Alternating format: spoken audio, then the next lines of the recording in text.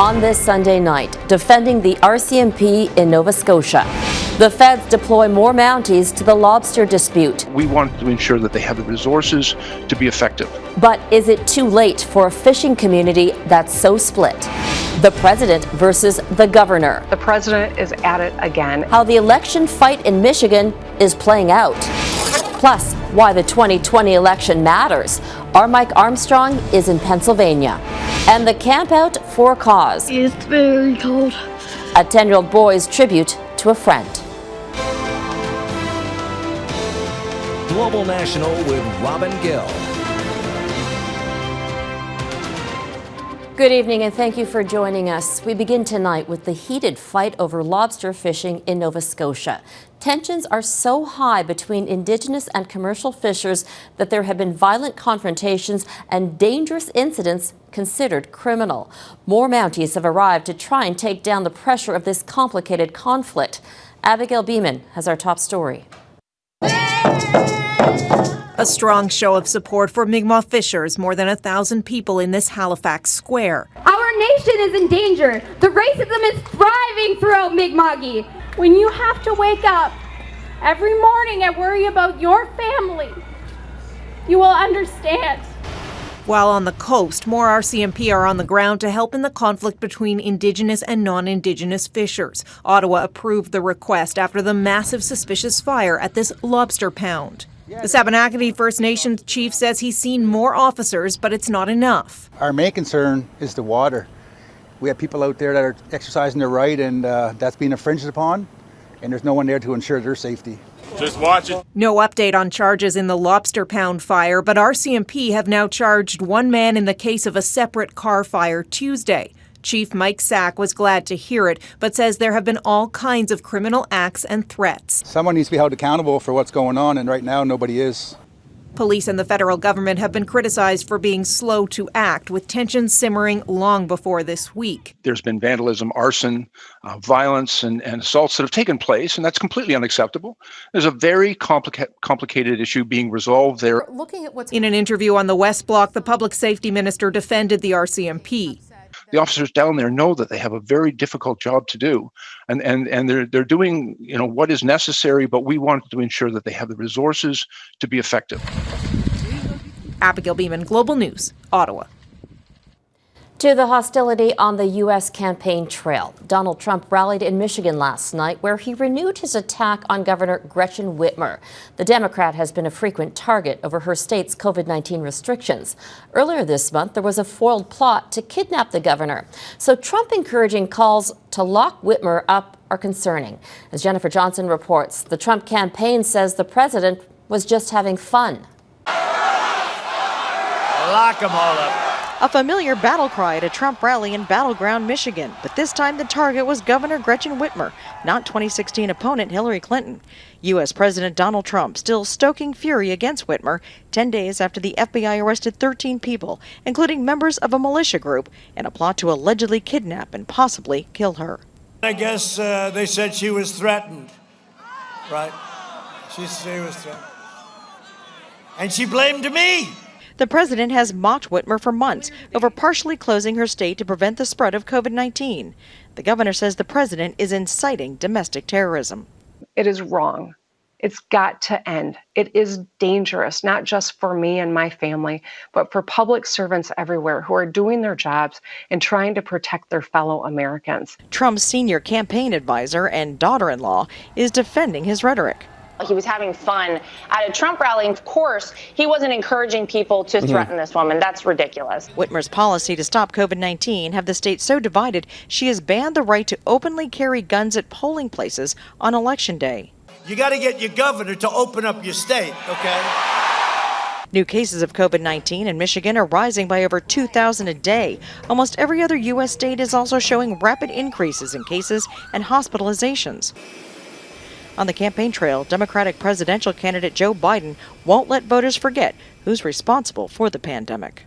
My grandfather would say, this guy's gone around the bend if he thinks we turned the corner. Turn the corner. Things are getting worse. He continues to lie to us about the circumstances. Both candidates with completely different views on how America can recover from the pandemic as voters decide in just over 2 weeks which direction they want the country to go. Jennifer Johnson, Global News, Washington. The U.S. election may be one of the most acrimonious in recent history, but there's something shared by supporters of both campaigns: interest. According to a recent poll, there's almost no difference in how much Democrats and Republicans are following the campaign. Whether they're pulling for Joe Biden or Donald Trump, a majority say they're more interested in politics now than in 2016. Mike Armstrong is in Pennsylvania tonight looking at why voters are so engaged. One sign. If I could just have you guys fill out the form over here. To watch her work, you'd assume she's an old pro. But as it turns out, Melissa Lee Boutillier says she's never gotten involved in politics until this election, and she's gone all in. I'm out every day. Yeah. How many days a week? 5, 6, and even at home, I'm still doing it. There is a feeling in this election that there's a lot on the line. On Main Street in downtown Scranton, the Trump office is just 2 doors down from the Biden office. At both, people say this election is different. I would say that I'm paying more attention to this election than the past. I think this one is probably, to me, is more important than any elections that I ever, was involved in. A recent Pew poll found 78% of Democrats say they're following the campaign quite a lot. Republicans were just as engaged at 77%. What may have people so interested is that many don't just prefer their candidate, they're also nervous about what happens if the other side wins, even scared. Well, reason being is that there are people that want to change the way America functions. I mean, they want to turn our country into a socialist country. So how does this campaign compare to others? Well, according to Pew, in the 2000 election, 50% of registered voters felt it really matters who wins. 5 elections later, that number has ballooned to 83%. It doesn't surprise me at all. No. I think people feel passionately one way or another. Most people are paying attention this time. Yeah. But the red wave will crush it. Now, the Trump campaign is focused hard on keeping its base motivated, while the Biden campaign is having to fight complacency. Being ahead in the polls doesn't mean anything if your supporters don't show up and vote. And put a couple signs right there. It may not be an issue that wins this election, but engagement. Mike Armstrong, Global News. 1 more year. Scranton, Pennsylvania.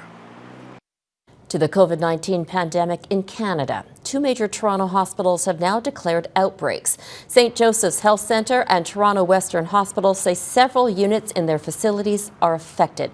29 people are infected at St. Joseph's, including 13 staff. At Toronto Western Hospital, 3 patients and 5 staff have tested positive since October 15th. Here's a look at the new COVID-19 cases reported across the country today. Quebec reported nearly 1,100 new infections. Ontario has 658. 44 people in Manitoba have tested positive, 24 in Saskatchewan. There were 5 additional cases in New Brunswick and 2 in Nova Scotia. British Columbia and Alberta won't report new numbers until tomorrow. Global News has obtained internal federal government polling. It was done just before the Trudeau government prorogued Parliament and before it presented the throne speech. Our chief political correspondent David Aiken has the details on the poll and how it may have influenced this fall's political agenda. David? Well, Robin, this poll was prepared in June, and Global News got it through an access to information request. It was prepared at a time when the Trudeau government was coming to the end of a politically turbulent summer, including a controversial decision to prorogue Parliament. As the government considered its fall policy agenda, the polling data would have helped set the government's priorities. It found that the issue Canadians wanted the federal government to pay the greatest attention to was, not surprisingly, the coronavirus, followed by healthcare and the economy. Just 2.5% thought climate change should get the most attention. That is in sharp contrast to a similar poll, also obtained by Global News, from a year earlier. In July 2019, climate change topped the list of issues that voters wanted Ottawa to pay attention to, followed by health and the economy. Those findings may have prompted the Trudeau government to ease back on plans that some in cabinet were pushing for, to use the COVID-19 crisis as a chance for more rapid and more aggressive plans to lower greenhouse gas emissions. But the poll also showed that the focus of Aaron O'Toole and the Conservatives, that the federal government should deal with the rising deficit, well, that might have been out of touch with most voters. Just 2.7% of respondents said debt or deficits should get the greatest attention from Ottawa. And when asked to tick off some of the top priorities for the federal government, just 26% checked off federal deficit. Indeed, the polls found Canadians had other top priorities for the federal government, leading the way, vaccine development, followed by securing long-term care homes, and then securing Canada's food supply. And sure enough, the speech from the throne did focus heavily on the health and economic response to the COVID-19 crisis. The green recovery, that theme, well, it was in there, if only in a passing way. As for any concerns about debt and deficits, that wasn't anywhere on the Trudeau government's radar. Robin? David Aiken in Ottawa. Thanks, David. Members of Toronto's Azerbaijani community took to the streets in a show of solidarity and to demand an end to the 3 weeks of hostilities in the region of Nagorno-Karabakh. Stop Armenian occupation! Stop Armenian occupation! The protesters called for Armenia to withdraw its armed forces from the area, which is legally recognized as part of Azerbaijan, but largely controlled by ethnic Armenians. Both countries blame each other for the dispute and accuse one another of targeting civilians in the conflict. Any sign of peace in Nagorno-Karabakh began to wither within minutes of a new ceasefire that went into force yesterday. The truce to exchange prisoners and recover bodies began at midnight local time, but it was quickly marred by shelling and rocket fire. It's the second ceasefire agreement to be broken in a week. More than 700 people have been killed since the fighting broke out last month. That includes nearly 100 civilians. At least 13 people have been killed in a suicide car bombing in Afghanistan. The powerful blast happened near a police station in the western province of Ghor. Several government buildings and stores were destroyed. More than 100 people were hurt. Several suffered serious injuries. No group has claimed responsibility for the attack. In France, tens of thousands took to the streets today to honor a murdered teacher. The demonstrations were sparked by the death of Samuel Paty. The history teacher was beheaded on Friday outside his school by a suspected Islamist. The suspect was killed by police. Earlier this month, Paty had shown his students cartoons of the Prophet Muhammad in a class on freedom of expression. Muslims believe any depiction of the Prophet is blasphemous. Protests led by students took over the streets of Bangkok again today in defiance of a state emergency imposed across the country. Chanting, "Down with dictatorship," activists are calling for the Prime Minister's resignation, a more democratic constitution, and a reformed monarchy. The demonstrations are now into their 5th day, despite the arrest of dozens of protesters. Authorities in Bangkok have tried in vain to quell the unrest with the use of water cannons and by shutting down the transit system. Coming up, Canada's royal gift to the Queen. And for months, a 10-year-old boy has been living under the stars with a purpose.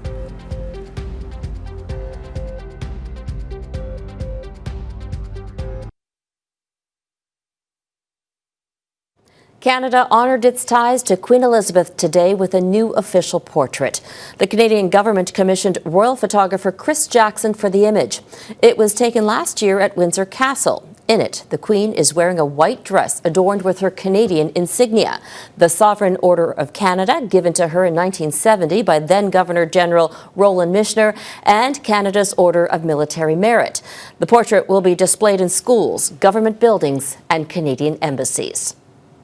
Harry and Meghan are sharing their own photo. The couple unveiled their first new official portrait since stepping down from their royal duties in March. They showed some candid smiles in their California home.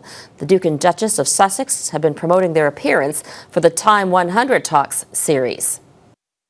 Dutch royals, facing heat for taking a holiday during the pandemic, are bowing to the criticism. King Willem-Alexander and Queen Maxima flew back to the Netherlands Saturday, cutting their vacation to Greece short. There was public backlash because their country is currently in a partial lockdown. Though they didn't violate lockdown rules, the Netherlands discourages any unnecessary travel. Still ahead, a new treatment to battle blindness. It may open the door for other conditions. A groundbreaking gene therapy that can restore eyesight has now been approved in Canada. It's a major development for people who have lost vision due to certain genetically inherited eye diseases. And as Sulin Go reports, this opens the door for gene therapy to be used to treat or prevent other diseases. Jack McCormick was born with a faulty gene that's causing his vision to deteriorate. By high school, he couldn't see faces unless they were right next to him.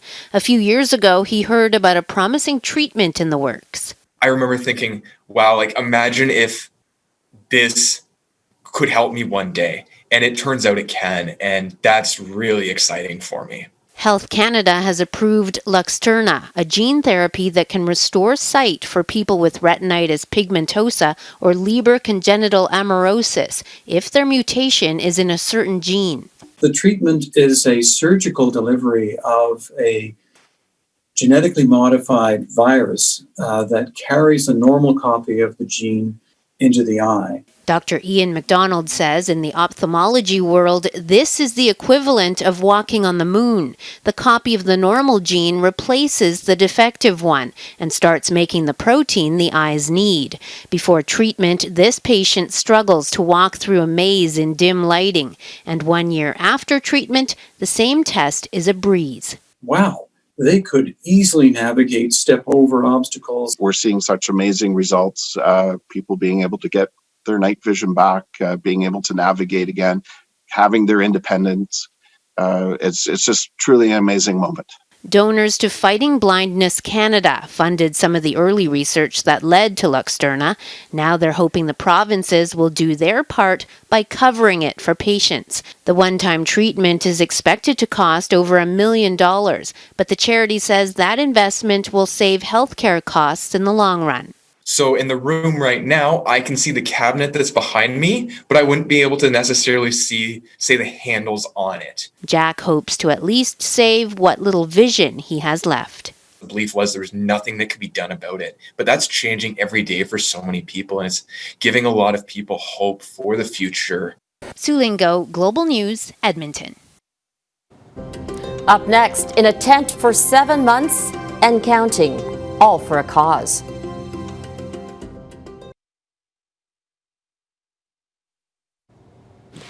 How's this for a balancing act? A new world record has been set in Germany, and it's not for the faint of heart. This slackliner crossed the Max Morlock Stadium in Germany at a height of 73 meters. He walked across from one floodlight pole to another for a distance of 230 meters, breaking the world record for the longest high line in a stadium. To another kind of amazing feat. Anyone who's ever cooked up a Thanksgiving feast knows how much work goes into it. Well, a Hamilton teenager has taken over the task for his family, and the final product is bringing joy to thousands. This photo of Rehan Audu, posted on Twitter by his older brother, has received hundreds of thousands of likes. The 14-year-old spent 2 days cooking this meal, all on his own. He started helping his mother with Thanksgiving dinner when he was just 10. But he's since taken over the delicious deed. A 10-year-old British boy is getting plenty of attention for a good deed, and he's having quite an adventure while he's at it. He's paying tribute to his late neighbor by pursuing his passion for the outdoors and paying it forward to an organization that provides comfort to those who are dying. Crystal Gumansing has that story. Spending time outdoors is something we're all trying to do as much as possible these days. For a 10-year-old boy, a tent in the backyard is a wonderful bit of privacy, a pop-up refuge. But this isn't a typical campout. It's a tribute. He was super fit. He loved the outdoors. Max Woosie is talking about Rick Abbott.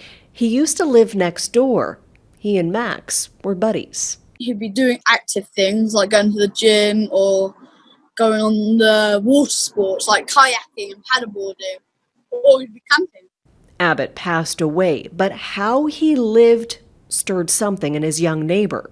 He started a couple of days after the beginning of lockdown because we actually said no to when he asked the first few nights. So he's been out there since towards the end of March. This campout is raising tens of thousands of dollars for the North Devon hospice that helped care for his friend. The chief executive of the facility, Stephen Roberts, says Max's exploits have been a rare ray of sunshine. Max is an absolute hospice hero, and we're also proud of what he's achieved. I'm planning to do a year in the tent and then see where it goes from there, really. Then he's coming inside. No, I'm not. I'm not.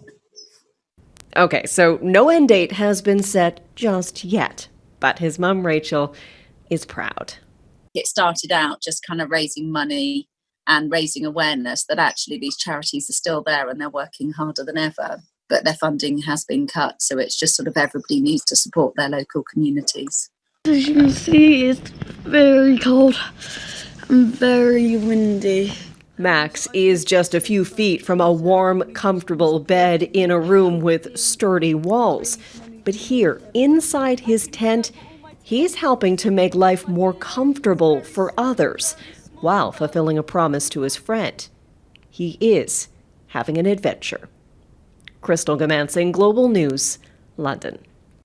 There are good people in this world. And that is Global National for this Sunday. I'm Robin Gill. Tonight, your Canada is Gravelbourg, Saskatchewan. Thank you for watching. Donna Friesen will be here tomorrow. Have a great night.